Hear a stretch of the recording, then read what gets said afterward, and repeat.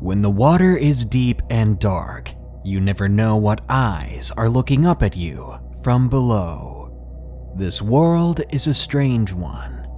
My dad used to work at a water reservoir overlooking a big lake. The things he heard from his coworkers are frightening, to say the least. On one occasion, one of the guys heard the screaming and howling of an animal they couldn't identify. Another man saw a massive creature swimming in the water that stalked up onto the land and disappeared into the woods. My dad, on the other hand, saw a large shadowy figure step across the lake path. Apparently, some lakes are filled with monsters, just as these allegedly true stories of lake monster attacks are about to show us. Remember, if you have a scary story, you can send it to us with the links in the description. We are looking for scary prom stories at the moment, but we accept all stories anytime. Number 1. If you give a lake monster a wallet. Submitted by Tofu. As a lifeguard, I've been wanting to share my story, but I'm just now getting around to it. To start off, I'm a 17-year-old female lifeguard. I'm 5'7" at 115 pounds. I'm known to be creative and an out-of-the-box thinker, and I like to think I'm knowledgeable of the natural world, especially aquatic animals of all stripes. On the other hand, I'm an avid crypto enthusiast, indulging in anything that doesn't fit within nature's own rules.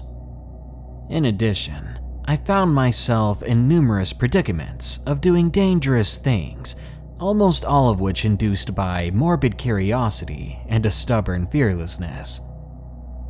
I worked at a Christian camp in Wisconsin during the summer of 2017. The camp was situated on a lakeside that you could see while driving past the campgrounds. The area we had to cover as a group was enormous in my opinion, especially because we were short-staffed and only had 7 guards at most, which was a very rare occurrence.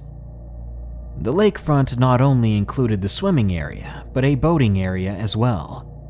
So if you go down the steep hill toward the lake, you would see 2 docks, one straight and one T-shaped, the first with 5 paddle boats and the second with 6.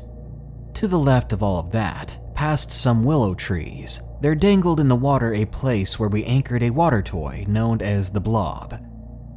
The blob is basically a huge inflatable tube, at least 12 meters long and 2 meters wide. One person would jump down on it, then would crawl to the end, and when positioned correctly, another person, usually bigger, would jump onto it, launching the other person in the air. Sometimes the kid wouldn't even get off the blob, while other times, like mine, the person gets launched up 25 feet in the air. The blob had to be anchored down elsewhere, so other lakegoers would not use it while a lifeguard wasn't on duty. Obviously, it's a bit dangerous to catapult people if you do it wrong. The blob was usually heavy, very heavy. It would fill up with water, making it incredibly hard to drag the thing 200 meters or so to the blob tower, which is where the people would jump onto it from. And as a very strong swimmer and a .0 complainer, I usually had to get the blob with another coworker. Around 150 meters away from the blob's anchoring point, that's where the beach starts. Directly to the right of the beach is the Whippet, or obstacle course. And next to that is a giant slide. It resides 3 meters in the deep water area. From the Whippet to the blob tower dock, a shallow water line runs down to keep the shallow water swimmers in the shallow zone. All in all, the swim area is nearly 200 meters in length and 75 in width, with the shallow line being at a decent 17-ish meters out.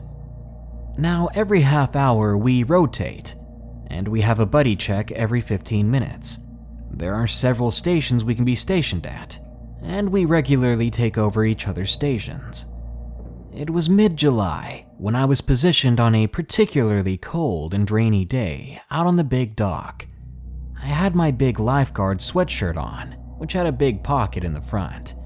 I'd gotten some food on break, so my wallet was in there. Unfortunately, I'd forgotten I had it in there when I was ferried out to the raft, and when we had to call the kids onto land because of a quickly picking up storm, a coworker helped me back to shore on the kayak. I didn't realize until much later that I'd dropped my wallet in the water by the base of the big dock. There, the water was roughly 25 feet deep. The thought of diving down deep to find my wallet didn't faze me. I've been trained in scuba diving before, and I'm a capable swimmer. Heck, even 30 feet would be easy for me. So on my future breaks, I use the extra time to scan the bottom of the lake, looking for my wallet. Now, there are a few things you should know about lake diving. One, it gets cold, and it gets cold fast. At the top of the water, it's around 70 degrees Fahrenheit, while 12 feet below, it's probably around 55 degrees, and it gets colder the deeper you go. It also gets dark fast. Fresh water isn't like clear salt water, and with kids kicking up sand and other debris under the water, it only makes the water cloudier. Luckily, diving down deep enough rendered the silt to not be as bad. However, you had to be careful as to not stir up the debris yourself. It's easy to kick up dust and leaves coating the bottom of the lake. Due to this, I couldn't use fins, nor could I push off the bottom when I needed to surface. Despite these challenges, I proceeded to free dive to search for my wallet, making 4 to 7 dives per 30-minute period. All I had was my goggles and a swimsuit. I'd take a big breath, then dive down to search. Please keep in mind that you should never free dive without a buddy or training at the very least. It can be dangerous than actual scuba diving. It's something you don't want to do alone. The water was cold and the pressure harsh. I couldn't seem to get my ears to equalize. I normally had scuba gear on, so without it, the diving was limited. I could only go so deep. So each session, only the last 2 or so dives would be worth anything, because it'd take that long to get used to the pressure. It was during this week of diving that something very unexpected happened. A good-sized largemouth bass had floated into the swim area, absolutely torn up. Its innards were splayed, and it had a huge tear or bite mark on its belly, as if something took a big chomp out of it. The worst part was the thing was still alive. Luckily, it was a teens camp and not a kids camp, so the campers weren't too shaken. After we had our oohs and ahs, it was quickly forgotten about. But that wasn't the end of it. More fish kept turning up dead like that, and I'd heard from a coworker who lived on the lake that while they were out kayaking, they'd come across a large carp, a carp the size of a medium dog, mangled in the same horrific way. And I couldn't help but wonder, what in the world could be doing something like this? A fortnight after losing my wallet, I decided against my better judgment to dive down using the anchor line on the big dock. Basically, going hand over hand on the chain to pull myself down, all while spending as little energy and oxygen as possible. It'd be better than free diving, and I'd probably find my wallet much faster. I let the anchor down, and I took a series of heavy breaths, preparing myself for the descent. Then I began my climb. I got to maybe 20 feet down when I noticed something in the gloom below me. It was a large, darker mass slinking through the darkness in the water below. I could barely make out the silhouette, but it was there. It was enough to send shivers down my spine. Shivers that weren't from the cold water. It was fish-like, but much too big and bulky for any native species around here. In fact, the only native fish to Wisconsin that could fit the silhouette's size was a sturgeon, but those are river-dwelling fish, not lake dwellers. In the murky waters, I quickly lost sight of its form. Not being able to tell where it was freaked me out enough that I booked it back up the line. I didn't speak a word about what I saw to my coworkers. Why? Well, I was already the weird kid. I was a nerd for too much scientific stuff for my own good, and they would just poke fun of me for it. And I knew I just wouldn't hear the end of it if I let them have it. So I just returned to diving the drop-off slope, with my imagination running wild every time I saw a flickering shadow cast underwater. The next week, whilst doing a swim test, which required me and my coworkers to stand in the water to ensure nobody drowned and to assess their swimming abilities, I felt something at my feet in the chest-high water. Nibbles and other movements startled me throughout the entire time, causing me to yelp in surprise here and there. And yeah, I got plenty of odd looks. I joked with the kids and my coworkers about it, saying how a bluegill must have thought my legs looked good. That week passed by without incident, and to my surprise, I ended up finding my wallet on a dive. I couldn't have been happier about it. It wasn't until the second to last week there that I was horrified. Kids were running to my coworkers and I left and right, talking about something pecking and biting them while in deeper water and right next to the swim line. One kid even reported he felt something chasing him. We assured them it was probably a bluegill defending its nest, despite being well out of the spawning season. But there was one final thing that had me on the radio, calling down to the head guard. You see, one of the kids' swimsuits had been torn to shreds by something. Starting at the seam of the bottom, a long and large piece of cloth had been ripped off and torn up. Luckily, the suit was double layered, so only the outer layer was damaged. I asked the crying girl what happened, and she explained that her friends and herself were swimming over by the shallow swim line, when suddenly she felt something tug on her swimsuit. I asked her if any of her friends were by her, and she responded with no. When I asked her where she'd been swimming, she pointed directly where I was standing a fortnight prior. To stop them from panicking, I told her that she might have just caught it on something, even though I knew damn well there were no debris in that area or vicinity. And then there came the last kid. His arm was bleeding something fierce. His forearm was covered in tooth-sized holes, hundreds of them, and they spanned a diameter of about 15 inches. The bite partially went up his bicep, and there were bleeding holes on the underside as well. The kid had to be calmed down, then was rushed to the hospital to receive nearly 100 stitches. From the looks of it, the kid was lucky he didn't lose an arm. After talking to my coworkers at a sort of lifeguard dinner outing, one of the more serious coworkers of mine piped up about seeing something. He claimed to have seen huge fish when they were untangling the buoy lines that would attach to the blob. Others piped up about feeling something swimming by them on particularly hot days while they were sitting in the water at water toys. Another coworker confessed to seeing something by the blob whilst doing a body search, but didn't see anything. I mentioned my experience then, and despite all of this evidence, we never made a move against it to see what it was. Even after the guard season had ended, I still find myself thinking deeply about this incident.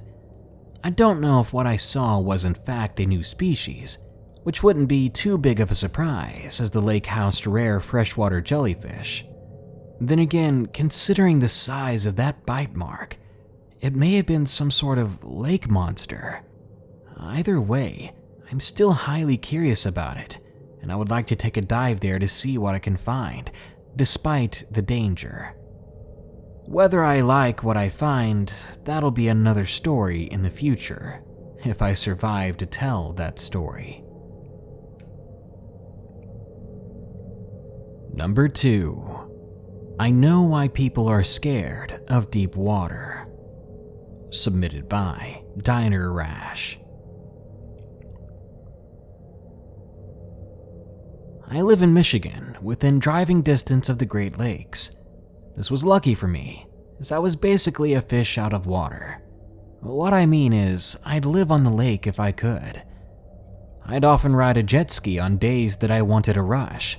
I'd take a small fishing boat out on the lake when I wanted to relax, and I'd go swimming to cool off.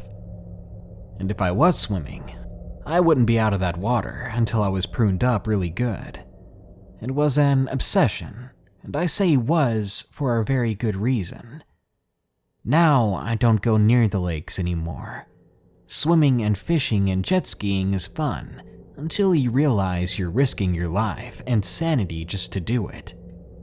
It was on a fishing kind of day when the clouds were thick and gray in the sky and ready to burst at any moment. I was in my boat, letting the waves rock me back and forth as my fishing line danced in the water. Nothing had bitten though. I'd been out there for maybe 2 hours by then, and I hadn't gotten a single bite. I didn't mind though. As long as I could be out there, I didn't care if the fish were biting or if I was in the middle of a nap.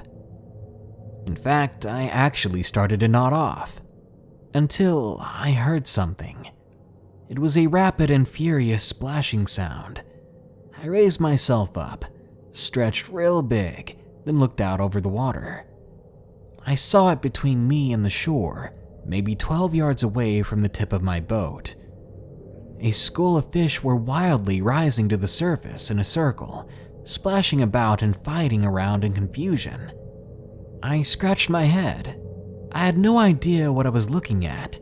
I had never seen the fish do that on the lake before. I've seen them do that in the ocean when a whale was about to feast, or when you threw some bait in there to rile them up. But to see this on freshwater, I was a bit boggled. I searched my mind, thinking of explanations as to what was going on. I nearly soiled myself when it happened. A mouth twice the size of my boat rose out of the water, encompassing the school of hundreds or even thousands of fish. I saw black, silky skin and teeth that boasted a Jurassic size and appearance. In seconds, I saw its mouth close, ingesting those fish. Then the creature, whatever the heck it was, sank back into the water below the surface. I watched its silhouette go down, getting fainter as the massive thing sank further and further below. When I could no longer see it, I began to panic. My heart was pounding, my breathing returned, ready for a marathon sprint. I grabbed a paddle, and I thrashed it wildly in the water, frantically trying to get back to shore before that creature came back for me. I knew that making that kind of ruckus on the surface might just draw it back, but I'd rather look like bait than remain being bait on the water even longer. Luckily, I made it back to shore in one piece, one scared and shivering piece, I might add. I packed up my stuff and I left, and I haven't been back since. Lately, I haven't had the urge to go out on the lake. I've been fishing, but only at a small pond where the deepest point was belly button deep. I don't know if I'm gonna be back. I'm starting to miss the Great Lakes, but that just scares me more. It's not a good feeling when you get tempted to be monster chow, just for a quick fishing break. Number 3. The creature I met on the camping trip. Submitted by EnderDragon782. When I was 15 years old, my class for the end of the year went on a camping trip together. It was to a very beautiful place near the biggest lake in Estonia. We were there for 3 days, and we were having the time of our lives, hiking, telling campfire stories, swimming in the lake. But just before nightfall, we would have to go find wood for the campfire, and sometimes we had to walk around for a while, trying to find good kindling. It seemed like each night we'd have to look out a little further, as we kept using the kindling nearest to us. One evening, when everyone was settling in and the sun was going down, half of us were asleep and the other half were gathered around the fire, talking and just hanging out. We were beginning to run out of wood, so someone had to go get more. I quickly volunteered. I enjoy this kind of thing. Walking in the woods alone, day or night, it's inspiring and peaceful. Not to mention being helpful and brave may impress some of the girls that were there. So I grabbed a small axe. Then I walked into the woods alone and in the dark. Like an idiot, I didn't bring a flashlight, and I was too afraid of looking stupid to go back and ask for one, so it was a little more difficult to find what I was looking for. I walked straight away from the campsite so that all I had to do was turn right back around and walk back. But the thing is, I'd been walking for maybe 15 minutes by then. The campsite was a good distance away, and I felt more and more alone by the second. I was getting close to the lake. I could hear the water brushing up gently against the shore. Luckily, moments after that, I found an old dried up dead tree and I began to chop away at it into more carryable pieces. But I swear, as I chopped at the wood, I began to hear a sound. The sound of wet footsteps coming in the direction of the water. I was really confused. Who would be out here at night, alone, and why would they be in the water? It'd be freezing at this time of night, and they would be so far away from a campfire. I grabbed my logs and I began to walk back to the camp, albeit a little creeped out. But suddenly, I heard a familiar and horrifying sound. It was my mother's voice calling me. It didn't make any sense. My mother hadn't come on the trip with us, but I heard it nearly plain as day now, a voice calling in the distance. Callie. Callie. The second call sounded much closer.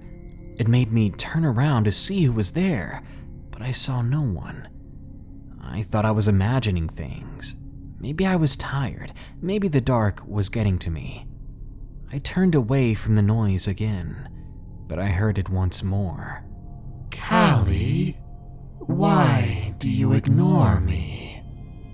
Again, I quickly turned around on my heel. My heart was pounding. Why was my mother here? Something deep down told me that this wasn't my mother. It didn't make any sense. But I saw her face. I did in fact see my mother's face, leaning out from behind a tree, just in front of the lake and the shore. But there was something wrong with her appearance. Her face looked right. Her eyes, her hair, her skin, everything. What was scaring me was that it didn't look like a person peeking out from behind a tree. It looked more like something's arm was holding a mask out from behind the tree, as if it was trying to make a puppet of my mother's face. I began to panic. I stepped backwards, but then I heard the voice again, even though her face remained motionless and her lips didn't move. Where do you think you're going? The voice was different now, angrier and lower. I took another step back. Before I'd let that thing say another word, I turned around and I began to run away, back to where I thought and hoped the campsite was. But the moment I turned around, I saw the same thing, except now it was my grandmother's face. It was ahead of me, in between me and where the campsite should be. I was getting nauseous looking at whatever this was, pretending to be my loved ones. By then, I was certain I was in some sort of freakish nightmare. I felt I had only one choice. I gripped the logs tight to my chest. I closed my eyes, and I ran full speed straight ahead. I heard a huge splash in the water behind me, but I didn't turn back. Even if that thing went back in the water, where I am assuming it came from, I didn't care. When I finally made it back to my classmates, they asked me immediately why my face was so red and why I was crying. I didn't even know I was crying. I told them that I was just cold and that running back had made my eyes water. I just never told them why I ran. There was no use in making us all scared, so I kept the story to myself until now. haven't seen anything like it since, and I really hope that I don't. Number 4. The Bluffs Monster. Submitted by Nova C. This happened around 2007. I was out with my dad and uncle. We were out on some family land, and this land had a lake, river, woods, and bluffs. We got there around noon, and we unpacked and set out to go to the bluffs, which is about a 5-minute walk down a steep hill in some mild wooded area, right along the lake. When we got there, we had to walk over this tiny river, which was about 2 feet wide and not even 1 foot deep. We set up camp underneath the bluff along the shore, and just went to walk around and take in the sights. About 2 hours later, I got this very odd feeling of heaviness and like someone was watching me.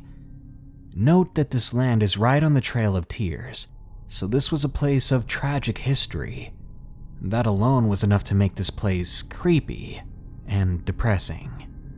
Still, I told my dad that I wanted to leave and that I didn't feel good about the place. Hesitantly, he said okay. They took me back home, but they went back next to the lake and under the bluff to stay the night. And this is where my dad's and uncle's sides of the story come in. They got back to camp as the sun was about to set. They made a fire, then started to kick back and relax. Not 20 minutes later, they hear this scream. A scream that sounded like a cross between a woman, a man, and a howl. My dad got up to get more sticks for the fire, if not to keep that thing, whatever it was, at bay. A few minutes later, my uncle begins to hear footsteps in the tree line nearby. He calls out for my dad, but there was no answer, and about 1 more minute went by before my dad walked back from a completely different direction than he had gone. Turns out he had circled back around because he felt that something was following him, something that had come from the direction of the campsite, so he couldn't head back the same way without running into it.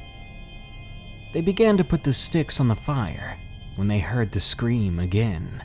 Still, they just kept adding it to the fire. My dad pulls out his rifle and scans the tree line, but sees nothing. They stood there in silence, staring at the tree line together. But nothing happened. In fact, they didn't hear another scream for the rest of the night. They crawled inside their tents, leaving the fire up and going, and tried to get some sleep. In the middle of the night, they were woken up by something raking nails or claws along the edge of the tents. They lay there, staring at a vaguely human silhouette, too afraid to say a word. After 20 minutes of this, the strange figure exited the campsite. They didn't sleep that night. In the morning, they got out of there fast. When they got back to the house, they told me and my mom their stories. 2 weeks later, we went back to the very same bluffs again. Some of the rocks above had fallen right onto where their campsite had been. That was a scary thing to see. Camping there at the wrong time, they could have been killed. I believe there's something in the woods of Oklahoma. Something that might be big enough to break pieces and boulders off the top of the bluff, onto the camping men below. And number 5, The Lake Story Beast, submitted by Austin W.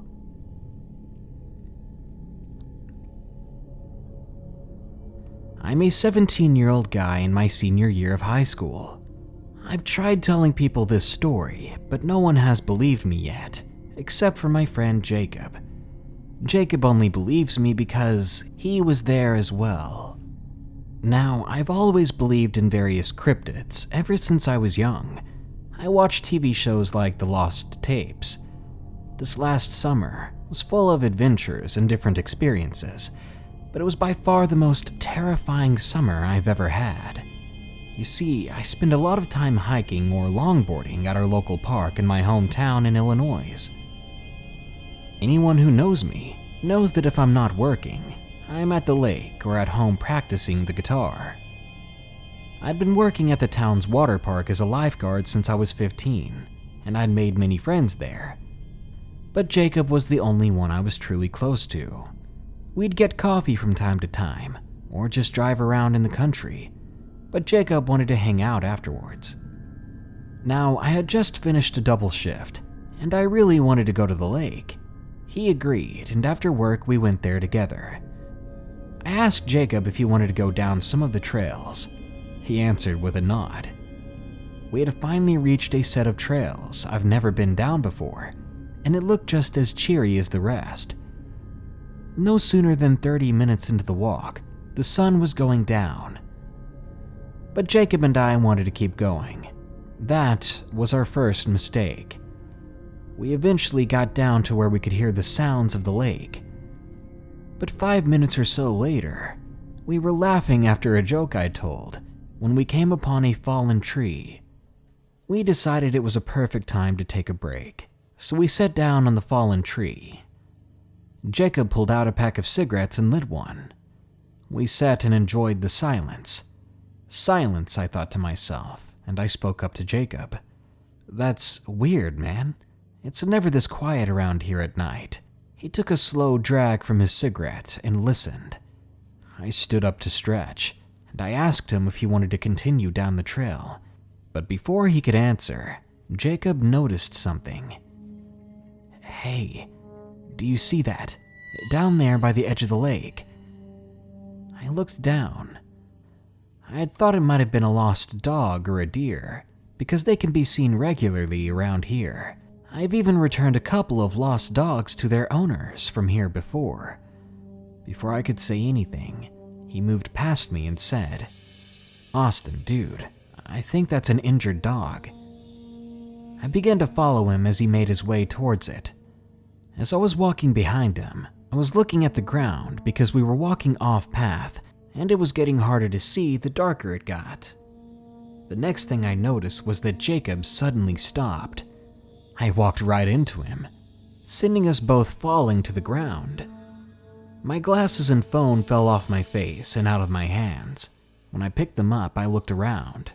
Jacob was gone. Jacob, I stopped in my tracks. That dog that he had thought was there was not a dog. Whatever it was had a long and distorted body. Its legs and arms twisted among themselves. It was skinny and looked like it hadn't eaten in days. It was pale gray with tufts of fur on its arms and legs. The scariest part about this thing was its eyes, those soulless black eyes. Its mouth had no lips, instead forming straight into sharp, jagged teeth. It had a small nose that looked like it had been ripped apart by something. I gasped as I trembled to my feet, not daring to take my eyes off of it. Then it opened its mouth, and it said my name.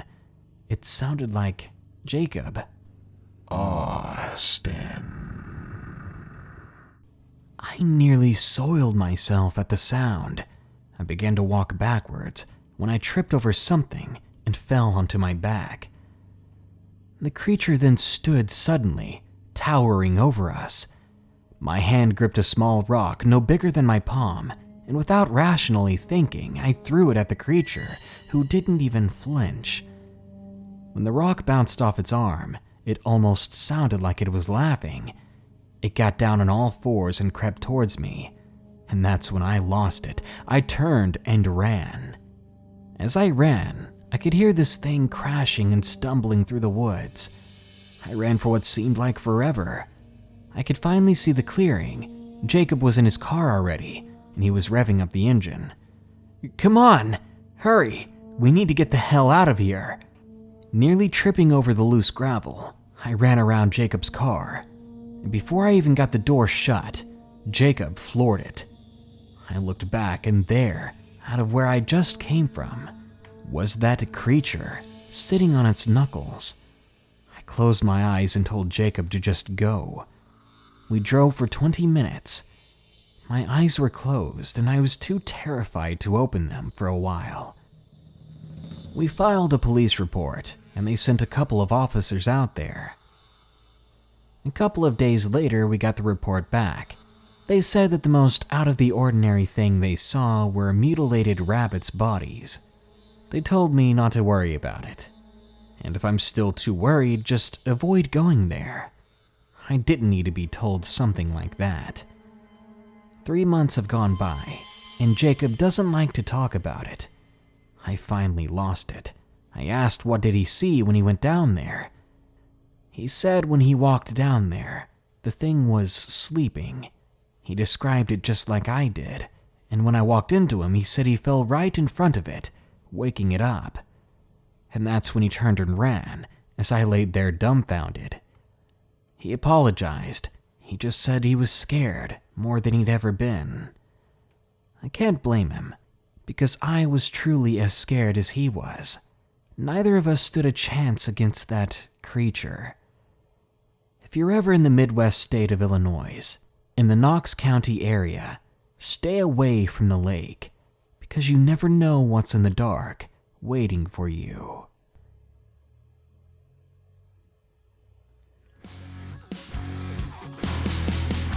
There are monsters in the lake, monsters around the lake. Heck, the lake itself might be a monster. You never know. People see strange things in and around lakes all the time, often avoiding near-death experiences when those strange creatures attack. Be careful the next time you want to go fishing or swimming at the lake. You're not always alone, and your company isn't always human. Good night. Remember to leave a like on this video, please, and share it with your friends and family that you think would have a good scare from it.